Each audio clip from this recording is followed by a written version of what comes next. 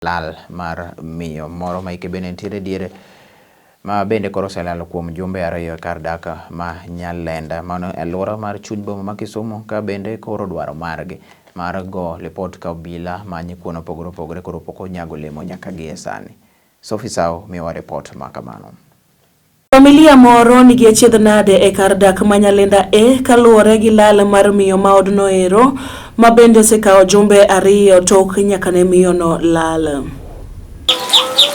Ana wuod Roman Mary Anyango matin.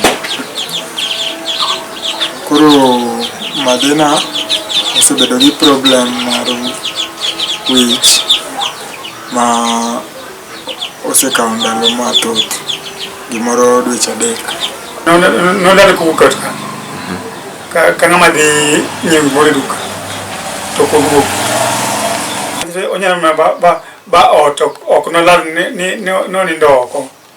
Familia no ero mar Luko Nditi wacho ni giselando lal mar miyo no ero Mary Anyango Nditi ka obila to kod ute mag fuambo to pok giyudo duoko kata matin, ka bende giyango ni miyo no ero ni kod tuo mar wich wil. Wasekolo report ka polis, kanisi be oselande ma jo Catholic pok onwang'o report moro amora. Problem ni en ng'ama ok par maber, wiye wil gi gimoro piyo, kendo en ng'ama ok nyal bet kende. Kennedy Odhiambo Nditi ma en wuod miyo no okwayo ni ponono ng'ato nyalo yango miyo no magilero chal mare to okonygi e namba mar 0721 63709. Warameno kwayo kuom jowinj ma redio nam lolwe kata station moro amora kabo neno mamano kata an owadwa ma osewacho ni osewacho mang'eny ma ok abino wacho.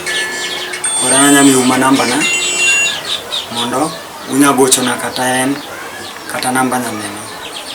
Mama en 0721 63 70 79. Billy Franco Nditi bende olero chandruok mar obuongo ma min gi nitiere godo kapok ne olal tarik 22 dwe mar 9 higa ni eri e kar dak ma Nyalenda mayudore e boma ma Kisumu.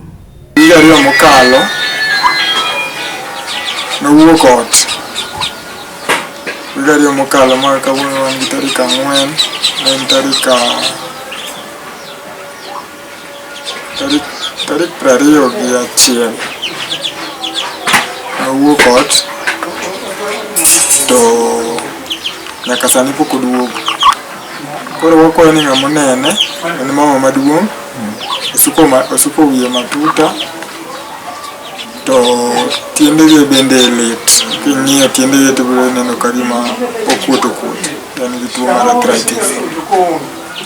Koro wan gi hali ma wasiwasi to ok wang'e kuma entie to paro boko par makare. Koro wakwayo ng'ato ang'ata manyalo nene kumoro amora o inform wa, nyalo tudre kodwa e namba na ma en 07 07 000 8 7 6 7 1. Anuoyo 07 000 8 7 6 7 1. Giwacho ni report mar lal miyo no ero ne gigoyo e steshend obila mar Kasagama tarik 23 e obi namba mar 0732092021 e okinyi kar saa 12 e tarik no ero mar 23 dwe mar 9. Nelolo TV kowuok e kar dak ma Nyalenda e boma ma Kisumu, Sophie Sao.